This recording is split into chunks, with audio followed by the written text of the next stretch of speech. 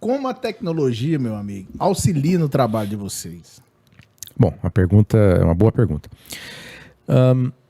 No início, né, dos corpos de bombeiros, assim, a gente precisaria fazer uma volta aqui ao passado, mas quando do surgimento do Corpo de Bombeiros, a gente tem, por exemplo, um marco temporal muito importante, que é Roma Antiga, né? Lá o imperador, na época do Império Romano, criou os chamados vigiles, que eram vigílias, né?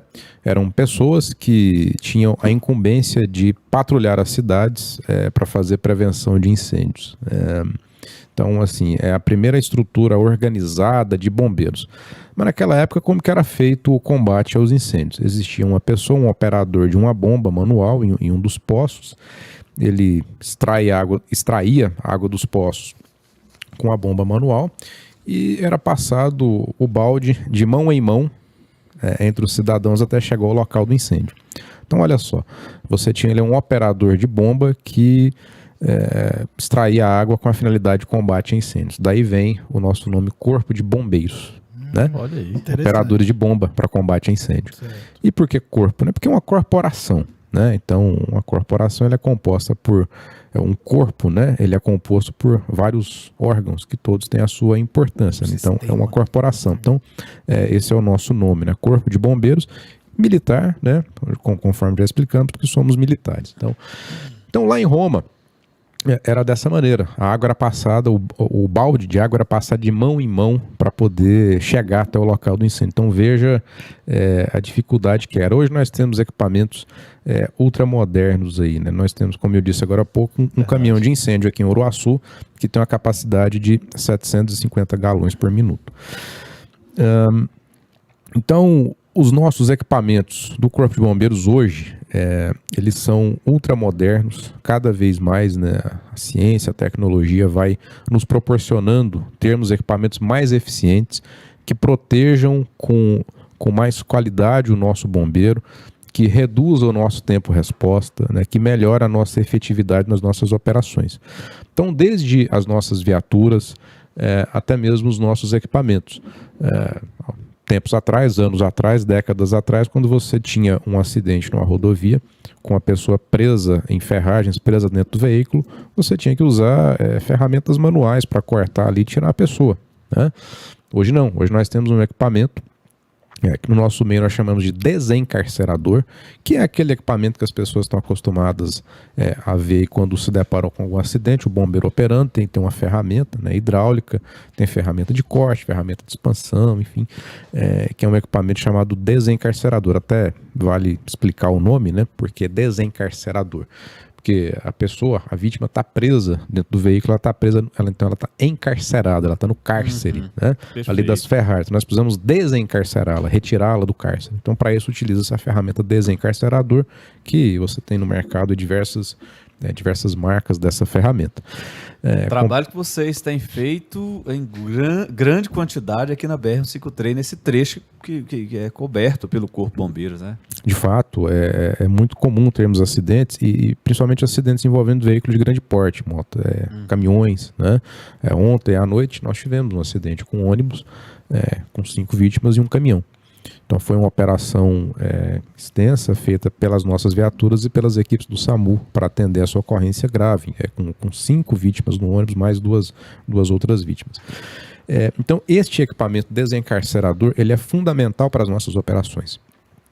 Então, é um equipamento que tem um motor, né, um motor a combustão acoplado a uma bomba e fluido hidráulico específico para manusear essas ferramentas. Então são ferramentas de corte, ferramentas que amassam, ferramentas que se expandem para você produzir ali um acesso capaz de retirar aquela pessoa com segurança, com rapidez, né? Então é um equipamento bastante moderno que hoje ele é fundamental.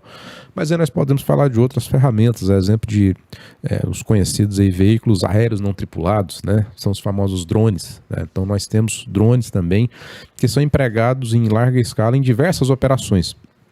Então os drones hoje, eles otimizam muito, você chega no teatro de operações, que na cena ali da ocorrência você tem uma visão global do que está acontecendo, Você pode empregá-lo, por exemplo, para a busca de pessoas desaparecidas em áreas rurais, né? E, inclusive, nós temos drones na corporação com câmera, com imagem térmica. Nós tivemos uma operação, por exemplo, na região de Posse. No caso, por exemplo, para sobrevoar à noite, né, Dutra? Também, mas mesmo durante o dia. Nós tivemos um exemplo em Posse, Charles, em que a pessoa estava desaparecida, depois descobriu-se que ela portadora de algum distúrbio mental. Enfim, ela estava, na verdade, em fuga e existiam as equipes, inclusive com cães farejadores, para procurá-la, mas ela estava se escondendo. Então, é uma região de mata fechada e ela estava se escondendo. Se você tem um drone comum que não tem câmera térmica, você não iria conseguir verificá-la, mas o drone ele consegue captar ali o ponto de calor do corpo, né, daquela pessoa, e você consegue localizá-la com mais facilidade. Então, ou você pode utilizar também esse drone com câmera térmica numa operação de incêndio, de um combate a incêndio, para você tipo infravermelho, conseguir... né?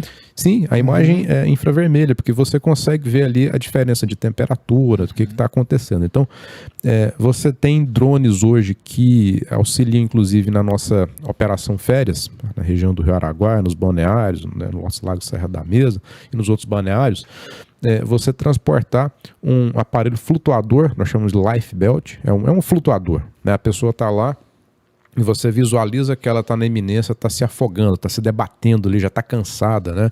Então o drone ele consegue com muita rapidez, chega até a pessoa e solta o flutuador para a pessoa se salvar. Eu vi um teste desse ano passado na Araguaia. Sim. Inclusive parece que o que conectava o flutuador no drone era tipo um imã, né? Que tinha É um drone mais robusto, um drone maior, né? Enfim, mas nós temos esses equipamentos hoje na corporação, né? Então, falando de tecnologia, né? E a gente pode falar também... Hoje também recebemos, né? Vocês receberam lá, né? Fala um pouco desses equipamentos que nós recebemos hoje aí na corporação também. De fato, para o combate a incêndio, como eu falei, eu citei aqui agora há pouco, Roma Antiga, naquela época as construções eram bastante diferentes das de hoje, né? Não se tinha tantos materiais sintéticos. Então hoje você tem um incêndio em uma residência, ele produz uma fumaça que é tóxica, além de asfixiante, produz uma temperatura muito alta. Então nós temos materiais construtivos hoje bastante diferentes do que eram no passado. E isso cada vez mais expõe o nosso bombeiro a perigos maiores. Então, o bombeiro precisa estar preparado, precisa portar um equipamento de proteção individual que seja capaz de protegê-lo efetivamente nessas operações de combate a incêndio e salvamento. Então, nós temos um conjunto de combate a incêndio que o bombeiro precisa utilizar para adentrar num ambiente, como esse, por exemplo, um local confinado, um local fechado que está se incendiando. Você pode ter temperaturas aqui variando de 600 a 900 graus Celsius.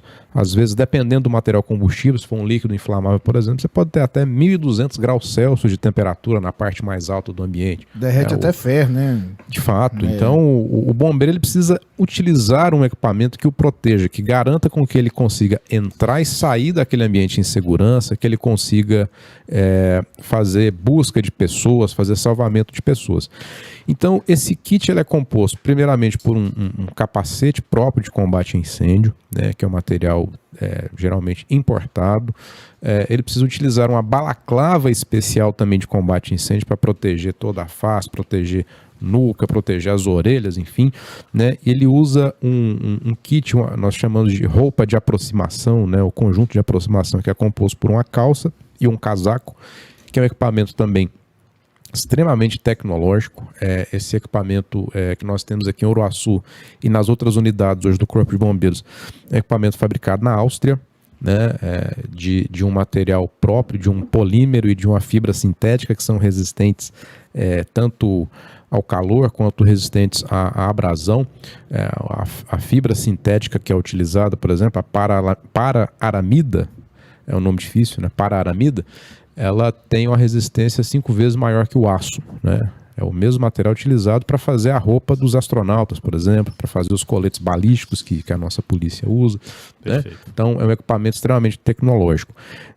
Então, este conjunto também é composto por luvas próprias e por botas de combate a incêndio. Então, essa bota é que foi entregue hoje aqui no evento, na parte da manhã, para os nossos bombeiros. Essa bota, Charles, ela é fabricada na Alemanha, por uma empresa alemã Então, ela tem certificação alemã, é o mesmo equipamento que bombeiros da Europa utilizam, né? Essa bota ela é extremamente importante para o nosso bombeiro, na medida em que ela vem ser individual. Nós tínhamos outros equipamentos de outras marcas, mas não tinham certificação internacional, eram equipamentos menos robustos que esse. Essa bota ela permite com que o ar no interior saia, mas o ar exterior não entre. Ou seja, o que eu estou querendo dizer? Então, aquela temperatura de 1.200 graus Celsius não vai ali atingir o nosso bombeiro, ele está protegido. Ela tem uma resistência mecânica muito grande, então você pode pisar num objeto pontiagudo que o solado dela vai resistir. E lembrando que é muito comum no incêndio, você tem queda de objetos, quedas de materiais, você pode ter vidro. Ruim, né? De fato. Uhum. Então você precisa estar cercado de equipamento. Essa bota ela tem, por exemplo, no bico dela, ela resiste. Um caminhão pode passar em cima dela que ela não vai se deformar e não vai machucar o pé do nosso bombeiro. Então, se ele está numa operação ali, cai uma viga, né, ele não vai ter lesão no pé.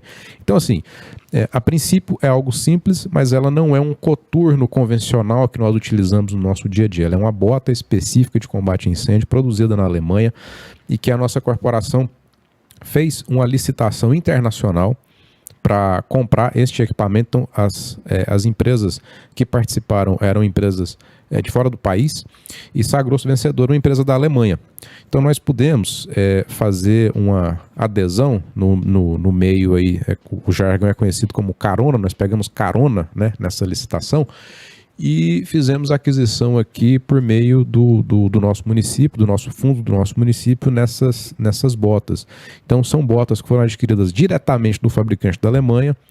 Com isso você tem inclusive uma economia de recursos muito grande, porque nós, como órgãos públicos, nós somos isentos de alguns impostos, exemplo do imposto de importação, ICMS, né, enfim, os custos que tem é o custo de fabricação deste equipamento, do vendedor, e custo de frete marítimo, né, até chegar aqui no Brasil. Então ela chegou e foi entregue hoje para os nossos bombeiros. É um equipamento ultramoderno, a gente estava falando em tecnologia agora há pouco, um equipamento ultramoderno e por uma fração do preço que nós compraremos ela se tivéssemos que comprar aqui no Brasil. Então esse equipamento foi entregue hoje, cada bombeiro nosso de Uruaçu vai poder utilizar. Às vezes aos olhos de algumas pessoas, né, não tem tanta importância assim, mas só vocês sabem da importância que tem esses equipamentos no sentido de estar trabalhando com segurança, né? De fato, a gente tem, como eu disse, o nosso bombeiro precisa estar equipado. Hoje os incêndios são incêndios complexos, incêndios que tem fenômenos que acontecem no incêndio que